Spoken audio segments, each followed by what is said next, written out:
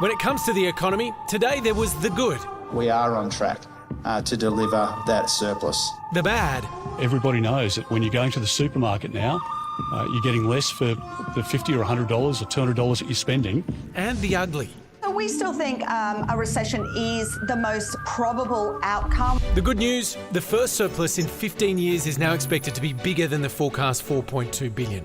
Unemployment still at record lows, and today inflation has fallen from 6.8% last quarter to 5.6%. This probably, at the margins, lessens the chance of a rate rise, but the Reserve Bank is looking at a number of factors, and this is only 1 month's reading. This is what happens when you've got a government which takes its responsibilities to manage the budget and manage the economy the right way seriously. The bad news, predictions economic growth could slow from 3.6% last year to just 0.5%, while unemployment could climb as high as 5%. Look, it might be a bit early to break out the champagne, but we are definitely headed in the right direction. But we have a long way to go. Unemployment's going to rise further and inflation's still got a long way to come down. So, yeah, don't break out the bubbly just yet. While any further interest rate rises will force homeowners to spend a record amount of their income on mortgage repayments. And then there's the ugly, the R word. There's at least a 50% chance that we will hit a recession. Even if we don't get a technical recession, we're still in for tough times. A bigger budget surplus, good news for the government, but cold comfort for Aussies weathering the cost of living storm. A budget surplus is always good news. There is no doubt that the average Australian is really struggling at the moment. There's no silver bullet, but the thing that people can take heart from is that everything's heading in the right direction at the moment.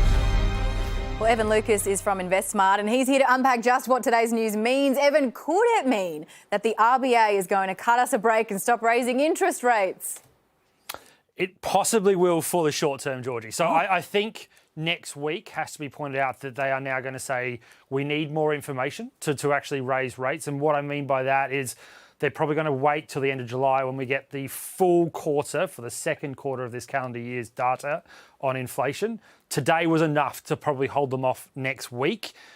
Doesn't mean, unfortunately, I'd love to sit here and say it's done, but it doesn't mean it's over. And I think August is the one that if it is going to happen again, it will. On the back of, again, don't forget, even at today's numbers of 5.6% on the headline figures, that is good. It's still a long way away from the top of where they want it to be, which is 3%. So I would love to say it's done. It's certainly much closer than what it was a week ago. So there's still some pretty good news, Evan, but we're still being told there's an even chance of a recession. Why is that? So this is the interesting question, Marie, and why I say this, the way that I'm sort of referring to it, it's called a buyer's strike. And you're already seeing, you saw it today in the inflation data, the stress that's been put on us by interest rate rises has made us make choices. It's a bitter pill to swallow. And we are starting to see that the inflation data showed today, we have already slowed down apparel buying. You saw clothing down by about 4%. If you look at things like hospitality and travel, that down 11.3%. So it's already happening. And the recession question will therefore mean in consumption.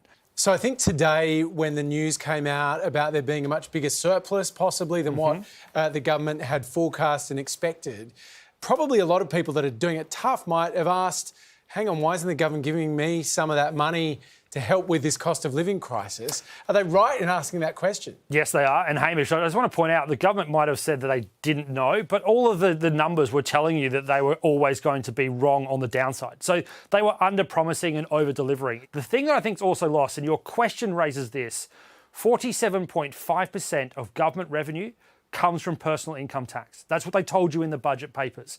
And if you talk about relief for the everyday person, that is the question that everybody's asking, is that the amount of tax that you are giving through working is actually almost half of the government's coffers. But isn't there a bigger question here, right? Because the Treasurer has been going toe-to-toe with the Reserve Bank Governor in recent months about the interest rates, and they're both kind of locked in this contest of whose job it is to tame inflation. As soon as the government starts handing out money, doesn't it then cop the blame for the inflation? Yes. And that's the caveat, right? So that is where the Treasurer is right to say that he probably can't do it. He needs to be going, to some extent, lockstep with what the Treasurer is doing, along with the RBA governor, he could, as he said, hand out more cash. He could look at doing tax changes that would give more tax back to you.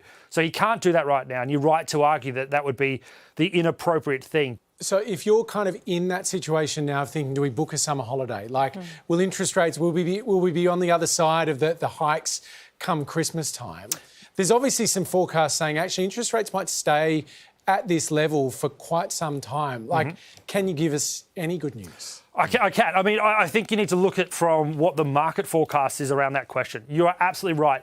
Christmas is going to look much, much different to what it is right now. The next 4 to 5 months, not going to argue that's going to be really tough. It is already happening. But that pressure will start to be showing signs of actually having worked, and now the possible unwind is happening. There is every chance that the start of 2024, rate cuts is all we're going to be talking about. And therefore, as you said, that holiday that you're thinking about doing, March next year, school holidays, is absolutely possibly starting to be a much easier thing to do because rate cuts are likely to be starting to affect it. Easter's going to be huge. It's going to be a big one, Easter. Think of the chocolate. Evan, speaking of things that are in front of us, young Australians particularly are facing some very difficult decisions. So when it comes to paying for rent or a mortgage or tickets to Tay Tay, what would you recommend? I'll get in trouble for this. Look, I would always say straight and foremost that your debt is the thing that you should always try and monitor in this current scenario. So although Tay Tay tickets would be lovely, you may have to make a question of whether or not it's worth it in this point in the cycle. Evan, sorry, we've just lost you. Evan, you're breaking up. I don't think I can hear you. Shots fired. I can't hear you there. And you that are was the in last trouble. time Evan came on the yes, project. Evan on his final appearance on the project. Thank you so much. Wonderful to talk to you. Yeah, thanks, everyone.